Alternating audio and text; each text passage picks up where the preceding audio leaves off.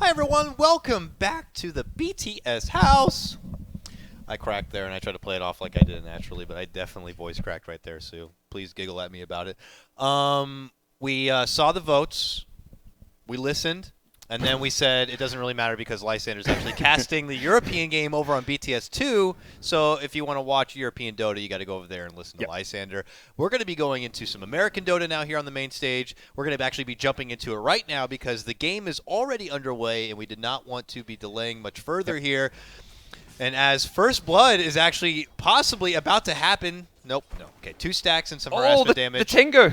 But look at the this. Tree. Look at these picks, all right? There is a lot of fun little picks in this game for sure. Yeah. Look at DC's lineup. They've got an Oracle, great, and an Kunkka support combo. That's an Owie Kunkka. So look for maybe like an Aether Lens or something. This hero is ridiculous. It's always guaranteed setups between the X and the Torrent. And the X with its huge buffs is just amazing. They got an AM, which is kind of, we already watched an AM, so that's a snoozer. But a lot of greed outside of that, with Bulba getting his comfort pick, of course, Enchantress. And on the side of Archon here, this is going to be my first time being able to cast Archon here in the qualifier, so happy to see my boy Fluff and company. Yep. They got a PA, so Ooh, yeah. Envy out there pretty excited. So PA, I guess, that you need to pick something that's good against the Enchantress whenever you're versing. This hero in the offlane is just the biggest pest, right? It's the most annoying offlaner to deal with right now. For sure. As a safe lane support carry, whatever you may be. He comes to the lane, grabs if he finds the Sati, which he's just done, he's going to be spamming you with shockwaves. Then he gets untouchable and he's just unkillable. They do kill the Sati there, which is good golden XP, so that's a nice way to deal with it. And we do miss First Blood. It's in the mid lane. It's an Ember solo kill. He fairy fires. He lives. One more right click is going to be enough. It just barely is. Oh. Monkey's barely getting a return kill there, but Ember, the slight breadwinner, getting the First Blood money. Yeah, it's on little Whitebeard there, the bounty hunter, who keeps fooling around this mid lane, trying to be a nuisance here. But very surprising to see the Ember end up with that solo kill when Owie was already kind of visiting the bottom. Yeah. And that's where the action continues to go down. They make a committed jump here, looking to go for Bulba. Torrent's going to be there, does connect, does help, and now they turn their sights onto Owie. They're not going to be able to finish him off, but this will be a lot of good harassment damage. It's very, unlike to see Bulba's Enchantress be pressured a bit. Normally, when they kind of pick this Enchantress, it's going against teams who are unfamiliar with it or really just don't have an answer yet. So. You are trying to get up in this Bat's grill and will not be able to stop him getting the Invis rune.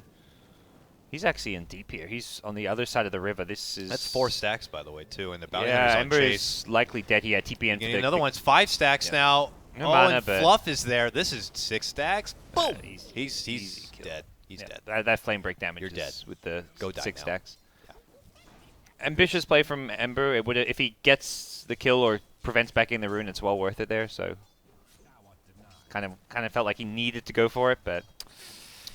Oh, this is a lot of little fun things in this game, too. I love that pairing in the top lane. I mentioned it a bit yesterday, but when if you play Oracle, it's great to do it when you have an AM on the team because, naturally you're forced to do, like, Fate's Edict into the Purifying Flames, but, hey, he's got the natural spell resistance, so hitting him with Purifying Flames will just give him mostly the heal, and he'll take very little damage. Nice. So, hey, that saves you mana as an Oracle, and you could just dish out heals that much more. Yep. So, a fun little tidbit for Oracle people.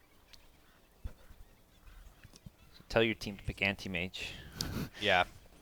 And there's a lot of core players out there who are like, more than happy to. And then there's a few who are like, kill yourself.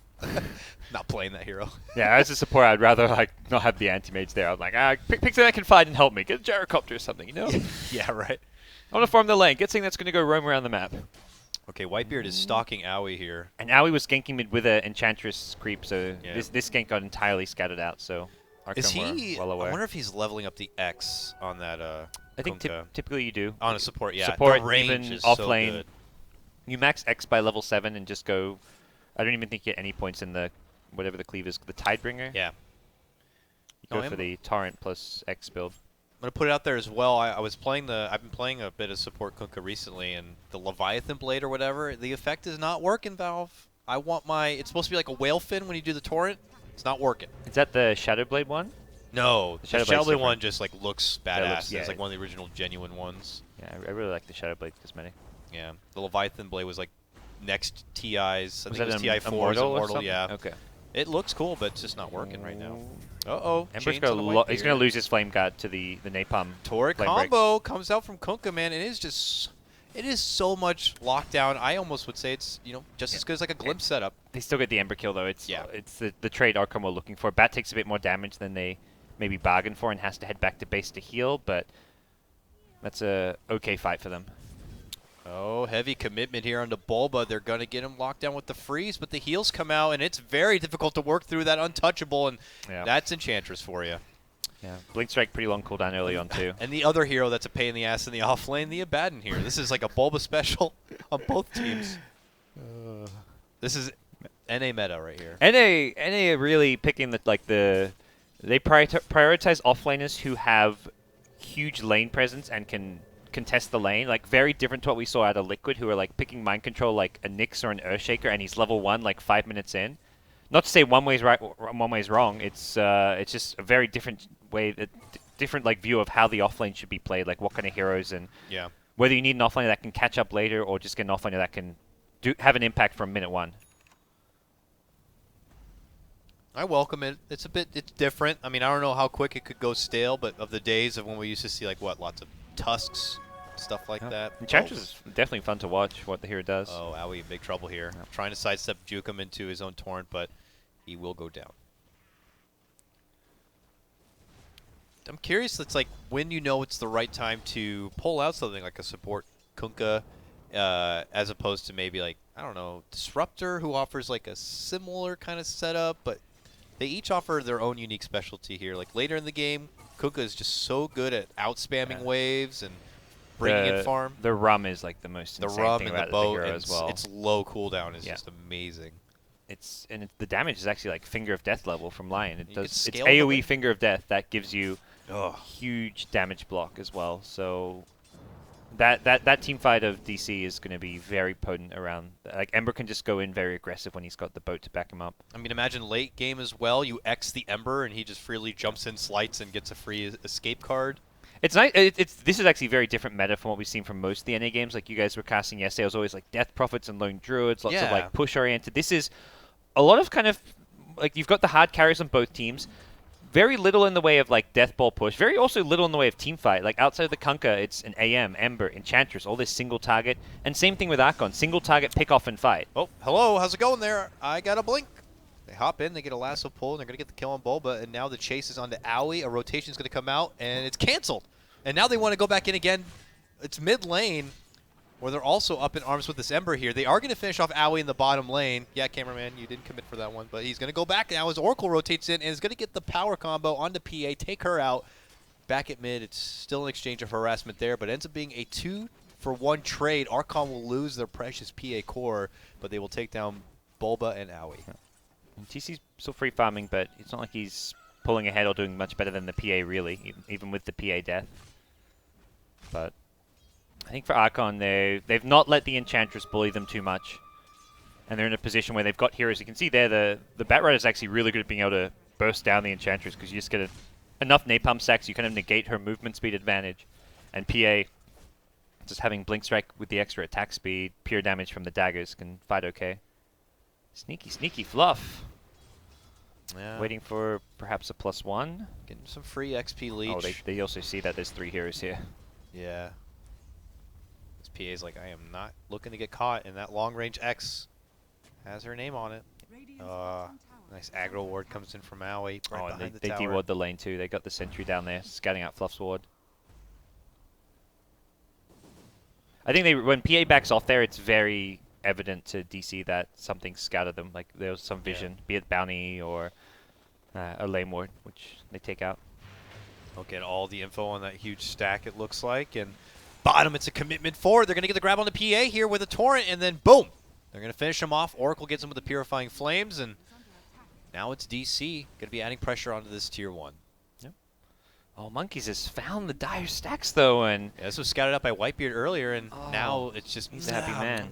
This is a 4-staff coming together for Batrider. Yeah, he already had a great blink timing, and denies a lot of farm away from... Probably the AM, even the Ember, who's not having the best time. Ember was building those stacks, and now he's going to be crying. Look at him. He's heading that way now. Watch. I want to see the sadness on his face. Oh. No. Man, you see the sadness in his items when he hasn't even finished his Aquila. Oh, well, he's got the money, so it's I'm not a pretty sure. greedy lineup, you know. AM and Ember, it's a lot of build-up for both of these guys to be a problem. Yeah. It's a great Batrider game all across the board. Have catch on Ember, AM, and to deal with the Enchantress. Yeah, I wonder if this means Archon are just going to turn it up and try to not even allow this game to go into the late fourth quarter, if you will. Quite likely. They haven't got the best tower sieging. Like, they have really no tower sieging, but if they can force DC away from the towers like, with a Batrider. Like, they're going to be too afraid to defend towers if Batrider can pick them off if Archon get too strong. I think PA will go probably more early game oriented items here. We'll have to see. I guess there's two ways. You can just try and contest the late game, go for the Battle Fury PA, or you can try and fight now, go for like a Drums BKB or something. TC, no surprise, plenty of farm top lane. He's got Eben nearby to help him out. I'm sure the Oracle is already level 6, so he's got False Promise always in the pocket ready just in case. TC should feel as safe as ever. And with the bat on the other side, it looks like he'll just continue to siege up and find XP. Probably building to his phase slash, Vlad's before he can actually be a utility bat and get in the face of DC, cause problems. You can't shield off X either, I know, so it's interesting. I'm curious how the drafting order was. Yeah. I'm pretty sure the event was like probably near first phase, maybe? Second phase? I don't know. I'm curious like between the Abaddon and you look Kunkka. at Archon's draft and it's kind of unclear what is the first phase picks here. Batrider, Abaddon, perhaps? Yeah. I mean, for DC it's more clear. Like, it would be Enchantress Oracle, I'd say, were their first two picks. And then they got second stage Ember Anti-Mage, and then Kunkka probably fifth.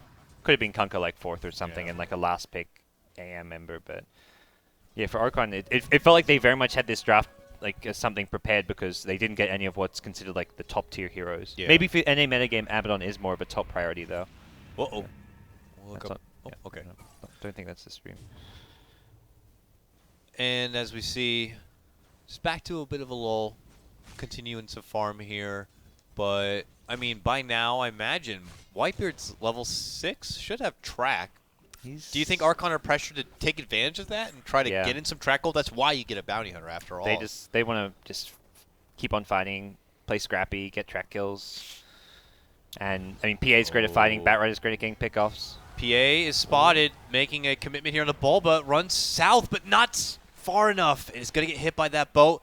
That's going to be the demise right there of Jo. Now Whitebeard on the run. There's a dust coming out from Owie. They're going to spot him out, and they have 3 right on his tail. He is not making it away from this. DC will get the kill and tie the game up now 6-6. Jo is suddenly having a very, very rough time. He's struggling to be able to stay alive in that off lane. Well, his safe lane. It's feeling like an off lane. His hero's constantly down there.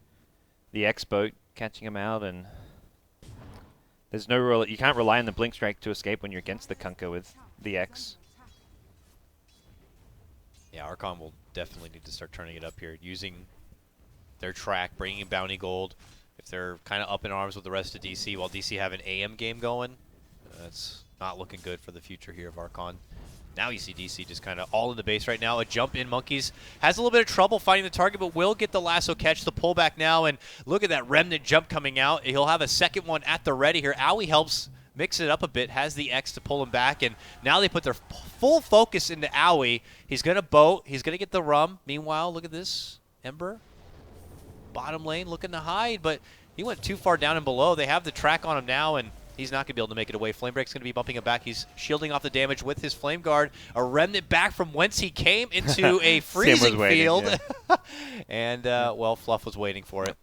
That was a really tough. You were always trying to think through how do I do this? He had plenty of mana. He had a Fire Remnant in the trees, which Archon knew was there. He could have cast another Fire Remnant, which maybe was the play there, but there was 3 or 4 different things he's choosing between. Do I just run and ignore the Fire Remnant because Archon knows it's there? Do I go back to the Remnant? Do I make a new one? Mm-hmm. Wasted a lot of their time, but which TC is making use of. He's continuing to do what he can, get his farm up in the top lane, and right now for DC overall, it's a pretty good position to be in just because of how hard it is for PA to fight. All right, full combo. May connect, it will. Triple- Monkeys is done. At least like a double, triple, fire him in, and I mean, that was mostly Owie, too, doing that. And okay, Yeah. PA. Jo trying to jump back, but nope. he He'll gets get nuked caught. down so fast. Yeah, he really The Oracle does. nukes just crush They him. do so much work. And they got the false Ember's promise gonna be here on fine, the Ember. yeah. Yeah, he's going to hit him up with a couple Purifying Flames. He'll heal nearly back to full now. And as they re-engage, they got the X here on the Whitebeard. Torrent's going to be there, and it will connect, but they run on through. Fluff is going to get the catch, taking out that Oracle, and now look at this. It's going to be Moo making chase on the Owie. Oh, it's not enough. He thought he was going to get the finish. Owie pops the little bit of his wand that's left. Jukes jives. He is heading north, and he is out to freedom. Moo is not going to be able to catch there, and look at this. On the other side, they re-engage once more. Ember's going to get the grab, taking out Fluff. Here's Bat, back from the dead, jumps in, gets the lasso pullback, but Ember, tracked up, goes down. Archon looking to put together even more here. A flight up on the Bulba. They're looking to pull back the Bat, keep him away from trouble. Boat's going to fly out from Owie. It's going to help. Look at this, Bulba going to be alive and well. Moon moves in, and they might get monkeys. They will. The return of Theban helps out that one. What a very long-winded fight here in the mid lane. Who really ends up coming out on top at the end of that one? All the heroes who died ended up like respawning and coming back in. I think TC ends up on top because he's the anti-mage who was farming for most of the fight. TP'd in finally at the end there, and I think by that point, like, the fight was already over, and no one really won, I guess. Bat died. Bat goes down twice. Ember died. Oh, yeah, he did die twice. He died twice, but I'm sure there was track gold in there, too. They had the track for sure on the Ember, so it almost ends up being a wash. Yeah, looking at like the net worth chats, I think that tells a bit more of the whole story. Rob, you rocked it. Is that for real? He pulled out the pick ban recap for us right now so we can see exactly how the drafting phase went because we missed it out. And anyone at home who's curious how Bounty it went. CM first stage. Yeah, that's from Archon. That is some. They didn't even need to first stage pick up the Abaddon. I guess it was a bit risky. They wanted this. Okay, so this actually now. They wanted the CM as the counter pick to the offlane Enchantress because you can frostbite the creep that Enchantress brings to lane, which was that's why they picked up CM first stage. It would have been like right after they pick Enchantress, they counter picked with CM. Yeah. CM was just one of those support heroes that maybe in those few drafts you could pull out little quirks like that. Yep. Most people forget about, but Fluff's a crafty guy. We'll see if it's going to work out in the end.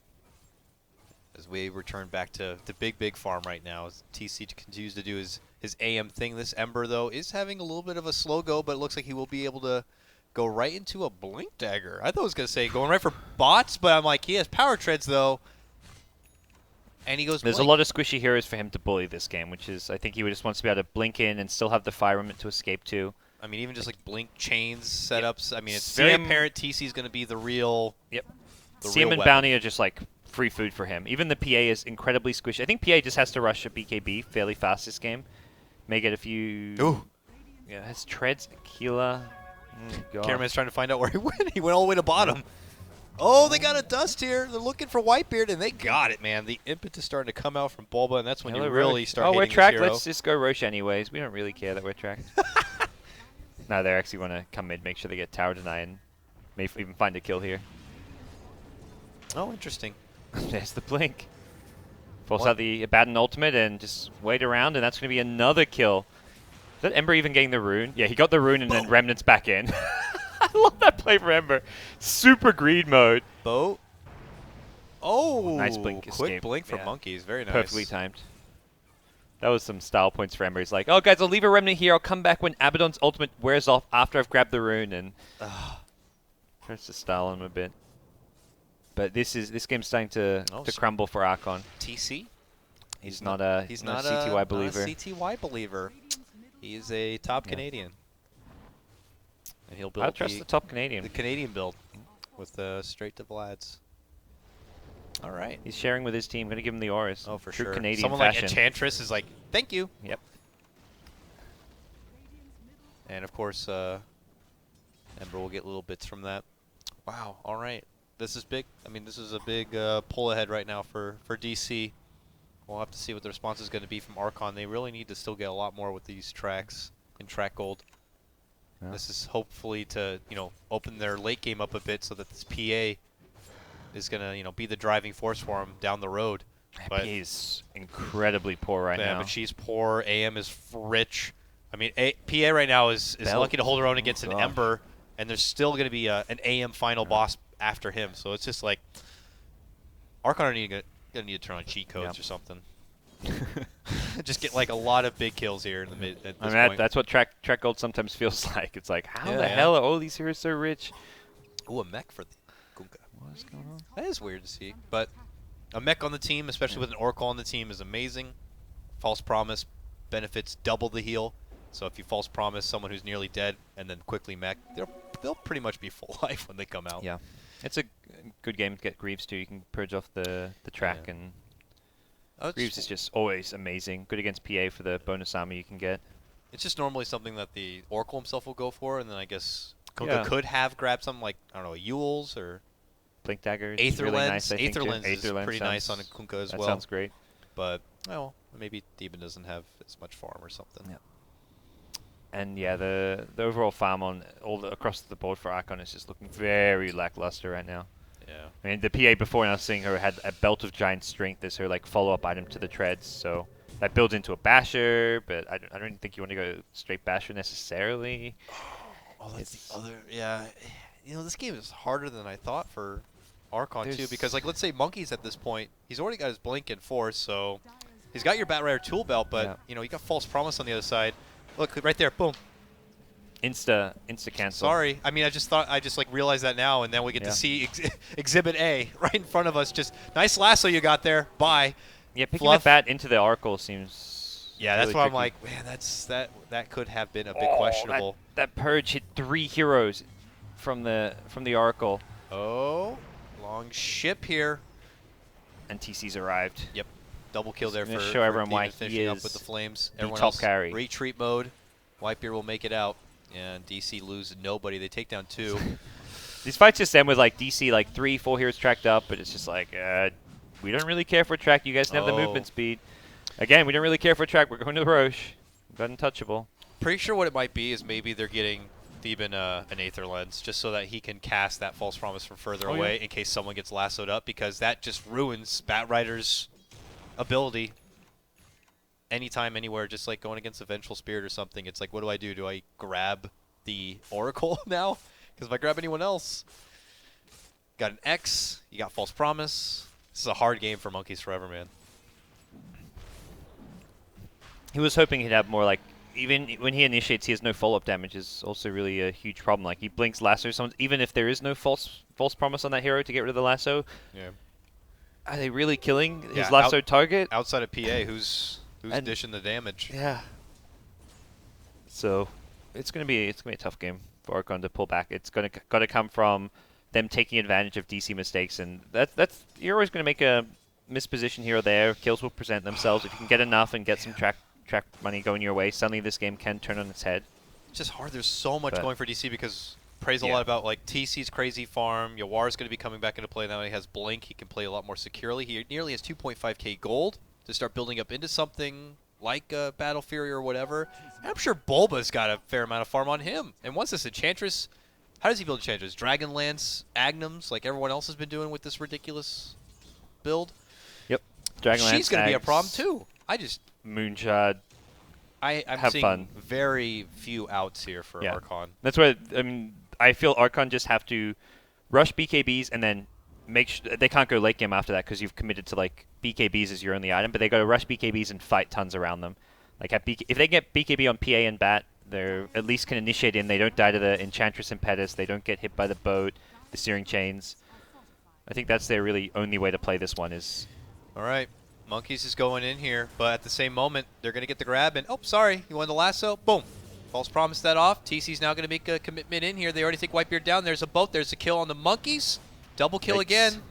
Oracle Master KSer with Purifying Flames. And they still have every Tier 2 tower up, but they have no way to transition to the late game. PA has a Basher only, has no way to farm without a Battle Fury, has no way to fight without a BKB. That was a smart GG. I think so too. It was this game. They could have dragged it another 10-15 minutes, but it was not going anywhere.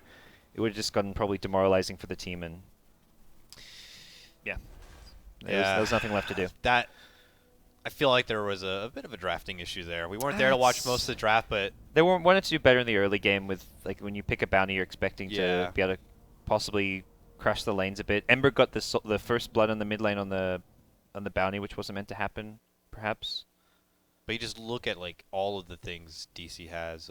They have plenty of ways out from the Bat Lasso Yeah. with X, with False Promise.